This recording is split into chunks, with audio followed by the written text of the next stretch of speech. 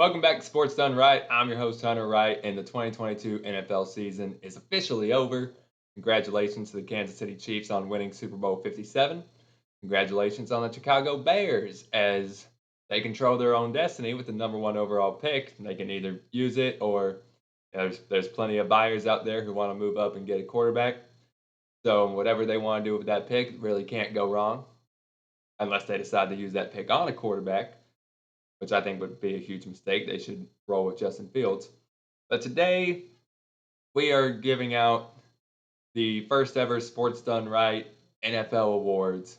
We have 10 awards to hand out, and we're going to get right into that. Up first, we have Coach of the Year, which during our mid-season awards video, I awarded the mid-season Coach of the Year to Giants head coach Brian Daboll. But this award came down really to two candidates, and Daboll was not one of those guys. So without any further ado, our Coach of the Year is Doug Peterson of the Jacksonville Jaguars.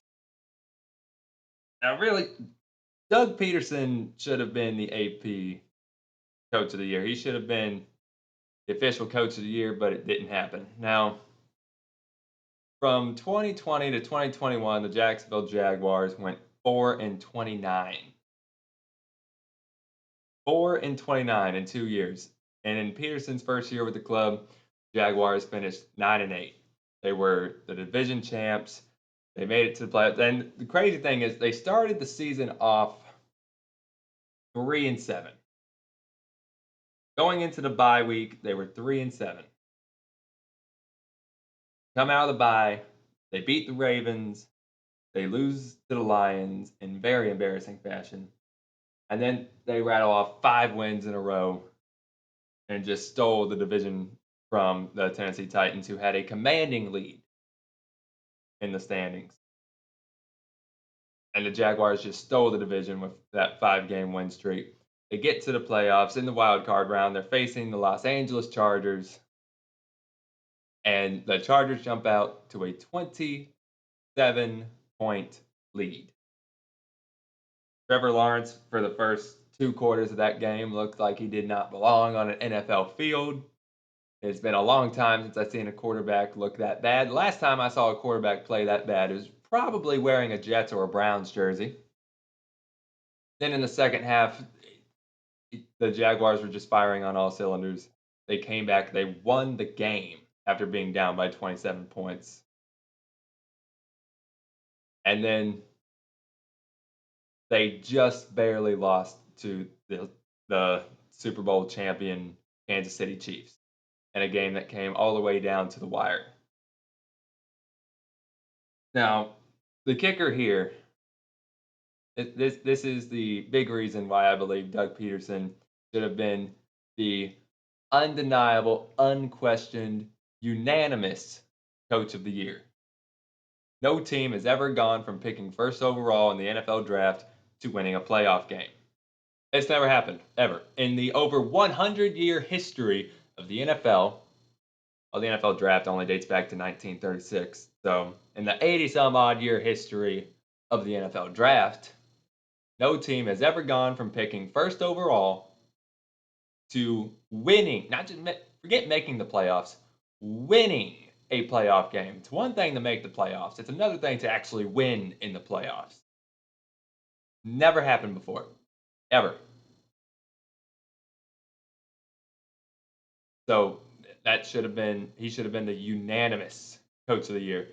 I mean, I like Brian Daboll. He was my early pick to win Coach of the Year. I think he's an excellent coach. I think he did great things for the New York Giants. I think it was exactly what they needed. I liked the hire when it was announced. But the Giants fell off in the back half of the season, let's be honest. The Jaguars got hot in the back half of the season, and they just caught fire and did something that's never been done before.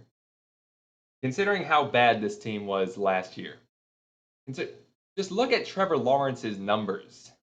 That alone should guarantee Doug Peterson Coach of the Year. Just look at Trevor Lawrence's numbers under Urban Meyer, and then fast forward 1 year, 1 year with Doug Peterson, look at what Trevor Lawrence did.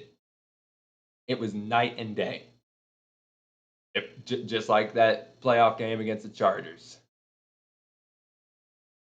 So I think it is an absolute crime against professional sports that Doug Peterson did not win AP Coach of the Year, but I've droned on about that long enough. So we're moving on to our next award. By the way, the other candidate I was considering was Kyle Shanahan. Yes, I know he had arguably the most talented roster in the NFL.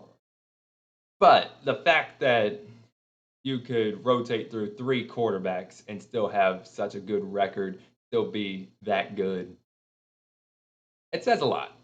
It says a lot. To be down to your third string quarterback that you took in the 7th round and still have your team firing on all cylinders, that's good coaching. Now, our next award, Comeback Player of the Year, goes to Travis Etienne, and I know this will probably spark a little bit of outrage. But let me defend this pick for a second. First of all, this is not Jacksonville bias. If you've been following along with Sports Done Right, you've probably deduced that I am a Jacksonville Jaguars fan. This has nothing to do with that. What this has to do with is the fact that Travis Etienne last year was drafted 25th overall. 25th overall pick of the 2021 NFL Draft. In the preseason game against the New Orleans Saints, he suffered a Liz Frank injury that sidelined him for his entire rookie season. His entire rookie season robbed of him. So we never got to see him on an NFL field until 2022. He played in all 17 games. He started in 12 of them after the team shifted from focusing on from James Robinson to shifting that lead back role to ETN and then eventually shipping off James Robinson. He started 12 games, played in all 17, 1,441 yards from scrimmage and 5 touchdowns. He was a key part of the team's turnaround from worst team in the league to winning a playoff game. He was a key part of this offense. He was a key cog in the machine. It was just so important to this offense. Now, with ETN coming back, the big question was, is he going to be rusty? He hadn't played football in a year. Is he going to be rusty? This is essentially his rookie year since he didn't get to play in his actual rookie year. No one knew what to expect. Was he going to be able to run between the tackles? Was he going to be able to run up the middle? That was a big question.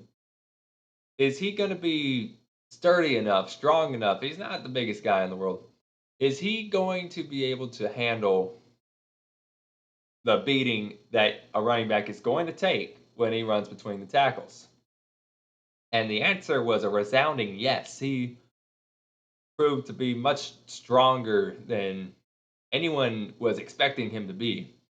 And to come back from a season ending injury and to have the year that he did, that's why I believe he deserves Comeback Player of the Year. Now, the popular pick for Comeback Player of the Year this year was Geno Smith. And to be fair, I have all the respect in the world for what Geno Smith did.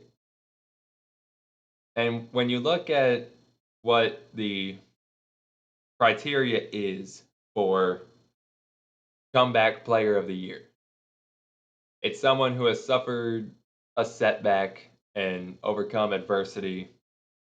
And that's what Geno did, from being a career backup to going out there, earning the starting job, playing the best football of his life, leading the league in completion percentage. He just signed a 3-year, $105 million contract to stay in Seattle. He is their guy for the foreseeable future. When everyone wrote him off, he didn't write back. Geno had a great year. But when it comes to Comeback Player of the Year, I lean more towards guys that are coming back from injury who had to rehab their bodies. Geno's comeback has been he's had years to fine tune his game and get his mind right and body right, and I feel like this was probably a long time coming. So, taking nothing away from Gino, I'm giving this award to Travis Etienne. Now, other guys that were in the running for this award, Brian Robinson of the Washington Commanders was shot during the offseason. Came back, had a pretty good rookie year. Christian McCaffrey and Saquon Barkley, both running backs that are always injured, came back, had very good seasons this year. Proud of both of them. This is our winner. Moving on to the next award. The Breakout Player of the Year, Brock Purdy. Now, this should come as no surprise to anybody if you know Brock Purdy's story. An honorable mention would be Seattle Seahawks defensive back Tyreek Woolen.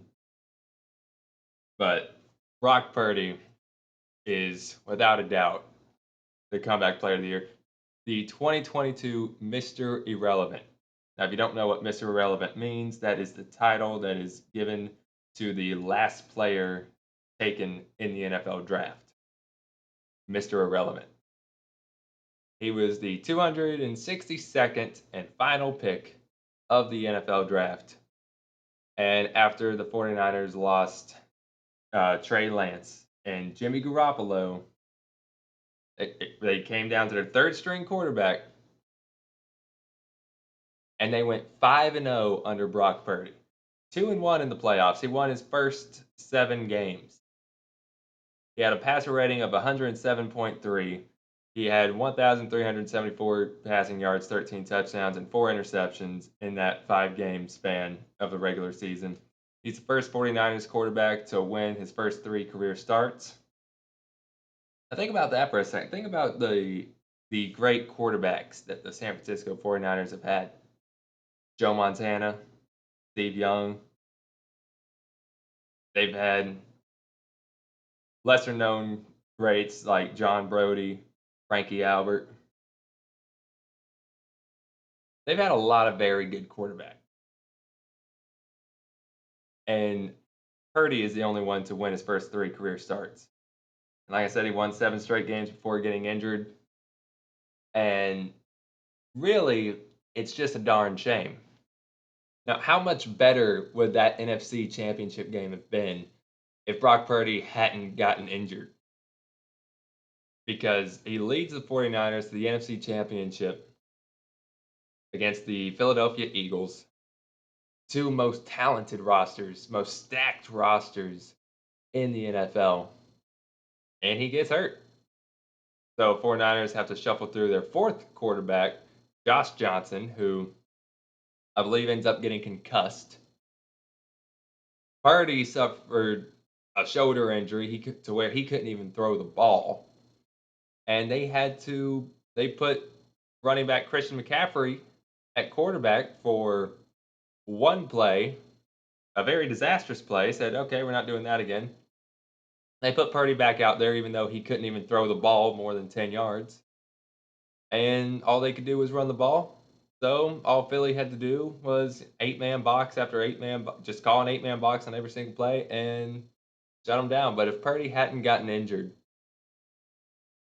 would have been a much better game. Eagles might have still won, but the 49ers would have had a chance.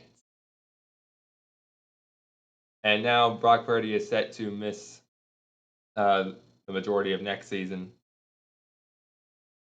So it's a shame, but we're going to move on now to Offensive Rookie of the Year. Offensive Rookie of the Year, we had a lot of good candidates. We had a bunch of running backs and receivers who really balled out this year. We're giving it to Brock Purdy. Brock Purdy, the final pick of the draft out of Iowa State, Breakout Player of the Year, and Offensive Rookie of the Year. Now, the argument here is obviously, oh, well, he only played 5 games in the regular season out of 17. So you're going to give the award to someone who played a quarter of the season? Yes, I am. Because in that quarter of the season, he looked better than any rookie out there. Kenny Pickett was the only quarterback that got drafted in the first round this year. He had 7 touchdowns and 9 interceptions. He wasn't getting it. Garrett Wilson and Chris Olave, both receivers out of Ohio State, they had phenomenal rookie years, but I feel like Brock Purdy did more for his team than they did. Damian Pierce, maybe if he hadn't gotten injured, would have ran away with this one. Kenneth Walker, if he had been the Seattle Seahawks full-time starter, might have won the award instead of getting his opportunity late in the year or later on in the year. But I just feel like coming in, you have nothing is expected of you as a seventh round pick, and you go out there, play as good as Brock Purdy did, win 5 games in a row, go on to win 2 games in the playoffs.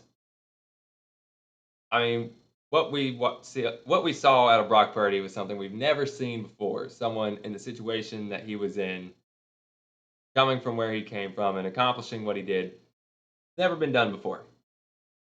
So I'm giving him the Offensive Rookie of the Year. Moving on, we have the Defensive Rookie of the Year. Now, Defensive Rookie of the Year is the easiest one to hand out. It goes to Ahmad Sauce Gardner, the New York Jets' 4th overall pick of the 2022 NFL Draft.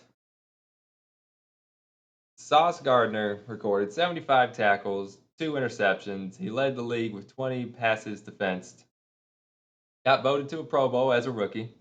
This man has not allowed a touchdown since high school. 0 touchdowns allowed in his rookie year in the NFL. 0 touchdowns allowed in college at the University of Cincinnati. Sauce Gardner has just been a shutdown corner, the perennial shutdown corner, since he was a teenager. And his game is reminiscent of another great New York Jets cornerback, Darrelle Revis. He just shuts down an entire side of the field. You don't want to test this guy. You can't. Like Darrelle Revis was a guy that didn't get a lot of interceptions because quarterbacks didn't want to test him. Sauce Gardner, he didn't have the most interceptions out of all rookies. I mean, Tariq Woolen had 6 interceptions for the Seattle Seahawks. Sauce Gardner had 2 interceptions, but quarterbacks learned early they don't want to test him. Woolen was a later draft pick, a relative unknown coming out of UTSA. He got tested, and he got to show what he could do. Sauce Gardner, as the 4th overall pick, people knew kind of what to expect from him already. He ran away with this award. Now, the only other name that I had in the running for Defensive Rookie of the Year was Aiden Hutchinson, and that was solely out of respect for what Aiden Hutchinson accomplished as a rookie. Sauce Gardner was always going to win this award. Hutchinson's name was only on the ballot to show respect for him. And Sauce Gardner should be everyone's unanimous Defensive Rookie of the Year. Our next award is going to be the overall Rookie of the Year. And once again, that is going to Ahmad Sauce Gardner. So congratulations to Sauce Gardner, just running away with all the rookie honors you can get, at least on this show. Our next award is going to be the Offensive Player of the Year. There were 3 guys that I considered for this award. Tyreek Hill of the Miami Dolphins, Justin Jefferson of the Minnesota Vikings, and Josh Jacobs of the Las Vegas Raiders. All 3 of them had amazing seasons. Tyreek Hill and Justin Jefferson had career years. Tyreek proving that he can get it done without Patrick Mahomes. Jefferson proving that he deserves to be in the conversation for best receiver in the NFL. Josh Jacobs in a contract year. The Raiders turned down the 5th-year option on his rookie contract. So he was playing for a contract this year, and I say he earned every single penny he wants to ask for. Raiders should have just picked up that 5th-year option. Now, I mean, they bid against themselves now. But our offensive rookie of the year is Justin Jefferson of the Minnesota Vikings. Yep, first of all, just look at this catch. One of the greatest catches in the history of the game. Helped the Minnesota Vikings beat the Buffalo Bills in arguably the best game of the season. Justin Jefferson had 128 receptions, 1,809 yards, averaged 14.1 yards per catch, 8 touchdowns. He ran the ball 4 times for 24 yards and a touchdown. He led the league in receptions, receiving yards, and yards per game. 2022 Pro Bowl selection. He placed fifth in the AP voting, AP MVP voting. So Justin Jefferson at wide receiver came in fifth place in the MVP voting. You have to put up very gaudy numbers as a receiver, as a skill position player, to get your name on that ballot. Defensive Rookie of the Year was a two-man race, and ultimately I'm giving it to Micah Parsons of the Dallas Cowboys. Now, Micah Parsons, you can't not love the man's game. He does everything for Dallas. He really does. 65 tackles, 42 solo tackles, 13 and a half sacks, 3 forced fumbles, 3 fumbles recovered, one of them returned for a touchdown. Dallas was 5-2 in games in which Parsons records one or more sack.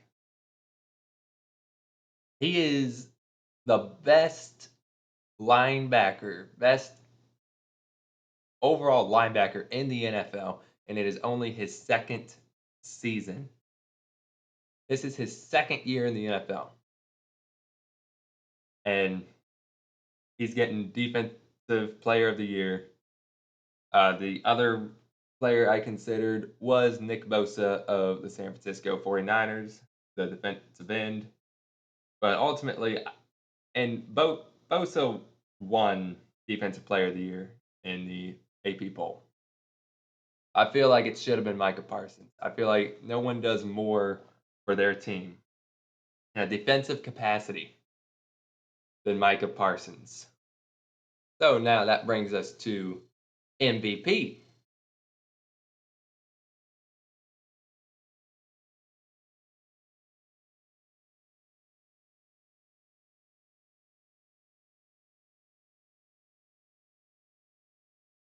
Now that brings us to the MVP, the Sports Done Right MVP. It came down to three men. Yes, they were all quarterbacks: Patrick Mahomes, Josh Allen, and Joe Burrow. Now, if you're wondering, well, why did I not have any quarterbacks in the running for Offensive Player of the Year when they are on offense, but here they are in the MVP voting? Well, I feel like since MVP is mostly a quarterback award anyway, much like the Heisman, then the Offensive Player of the Year is, in my mind at least, unofficially the offensive skill position of the year. And that's how I will treat that award, at least until now the media at large uh, decides to start acting otherwise and giving those players their due respect. It's like, we're not gonna give guys like Cooper Cup or Derrick Henry the MVP, but we'll give him Offensive Player of the Year, even though the quarterback's on offense and he's winning MVP. But that's just how the media does it. So that's the way I'm going to treat the award. Offensive Player of the Year is going to go to a skill position. And this year, and I will give a skill position guy MVP. But this year, there wasn't one that really stood out above the quarterbacks. So Patrick Mahomes, Josh Allen, Joe Burrow, those were my three candidates for MVP. Allen kind of fell off towards the bottom half of the season, and overall, Burrow, who I made a video about Joe Burrow, why he should probably win MVP or at the very least be in the MVP running. I felt like Joe Burrow was left out of the MVP conversation way too often. Ultimately, I'm giving the MVP award to Patrick Mahomes. Yeah, sorry to be predictable, but Patrick Mahomes kind of ran away with the award towards the end of the season. He completed 435 out of 648 passes for 5,250 yards, 41 touchdowns, 12 interceptions, had a passer rating of 105.2. He led the league in passing yards, touchdowns, and quarterback rating, which he had a quarterback rating of 77.6. He had career highs in passing yards and completion percentage, which, Patrick Mahomes, and his career high is going to be very high number. The Chiefs went 14-3 in the regular season, and he had four fourth quarter comebacks. Honestly, it feels like the Chiefs just do it for fun. They give teams a lead just for fun, just so they can come back and win. That's what it feels like because you never feel like the Chiefs are out of a game ever.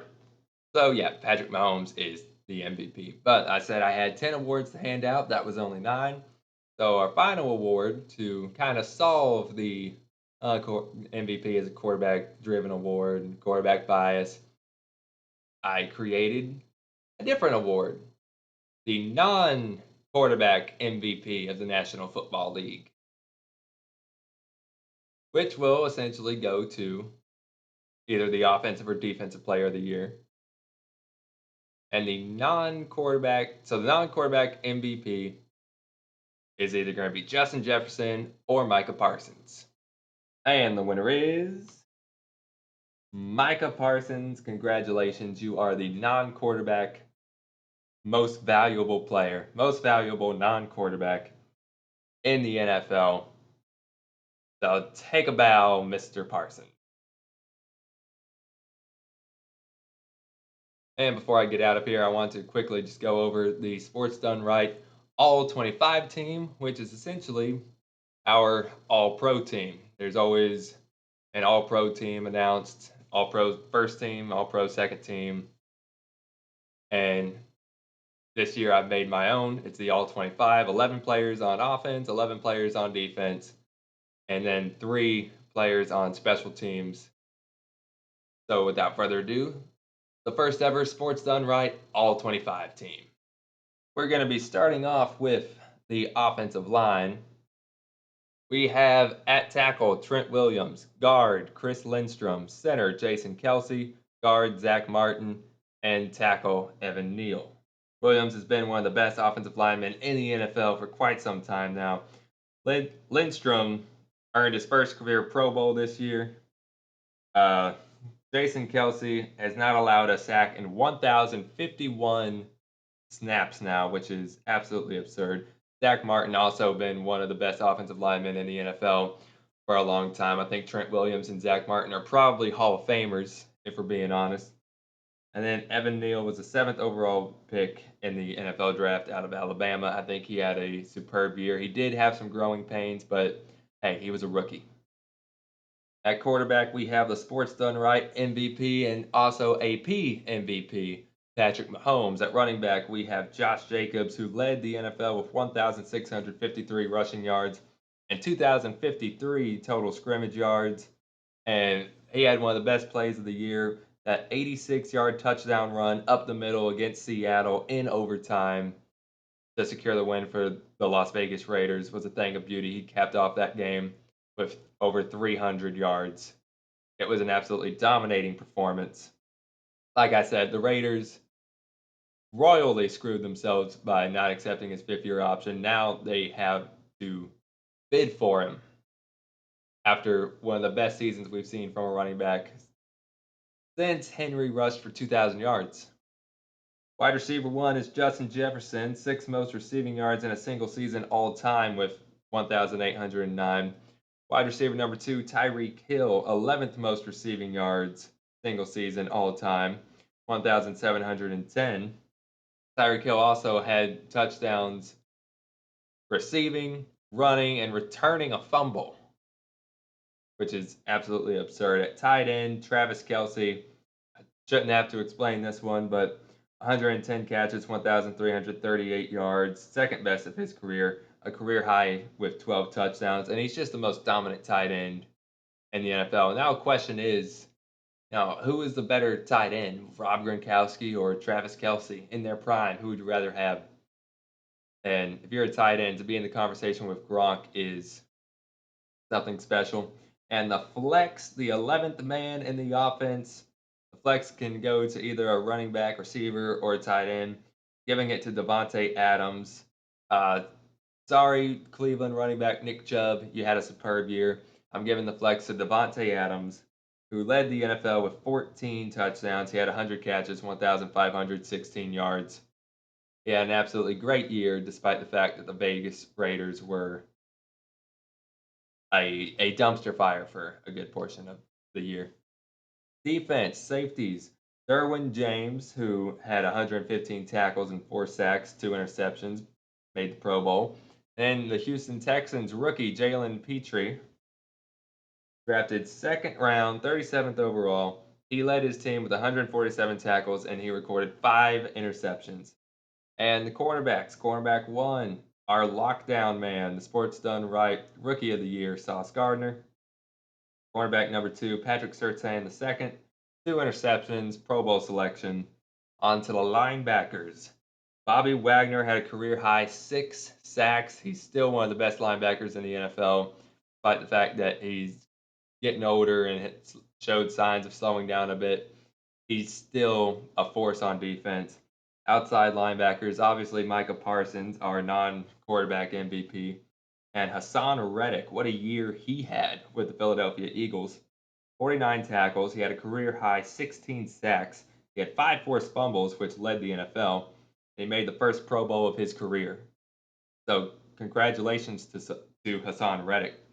Onto the defensive line, we have the big uglies in the middle, Chris Jones and Dexter Lawrence. Chris Jones had his best season ever, 44 tackles, 15.5 sacks, 29 quarterback hits. He's the best interior lineman in the NFL right now. Dexter Lawrence, 68 tackles, 7.5 sacks, 28 quarterback hits, earned the first Pro Bowl of his career. On the end, we have the NFL sack leader and AP Defensive Player of the Year, Nick Bosa, 18.5 sacks. On the other side, we have Mad Max Crosby. He had a career year with 89 tackles, 12.5 sacks, 36 quarterback hits, 22 tackles for loss, which led the NFL, 3 fumbles forced and 1 recovered. 36 quarterback hits is an absurd number. So, congratulations to Max Crosby. And now our special teamers, kicker Daniel Carlson. He was 34 of 37, kicking 91.9%. He was 11 of 13 from 50 yards or more, and his longest kick was 57 yards. Punter, we have Ryan Stonehouse, the undrafted rookie from Colorado State. 90 punts with an average of 53.1 yards per punt, led the NFL. He had 30 of them downed inside the 20, and his longest punt was 74 yards. And the returner, Mr. Do It All, Marcus Jones, the rookie out of Houston. He made the NFL All Rookie team. He led the NFL in punt return yards, touchdowns, longest punt return, and average, which was 362 yards, 1 touchdown, 84 long, average of 12 and a half. Kick returns, he had 645 yards returning kicks with an average of 23.9. He did a lot on offense and defense too. He recorded a couple interceptions and caught 4 passes, including 1 touchdown on offense. Bill Belichick really does know how to get the best out of his players. And that's it for the first ever Sports Done Right NFL Awards. Thanks so much for watching. If you want to see more from me, you can check out the video above my head. Can't remember what side it's on. One of these. You can check out the channel for more, and I'll see you guys next time.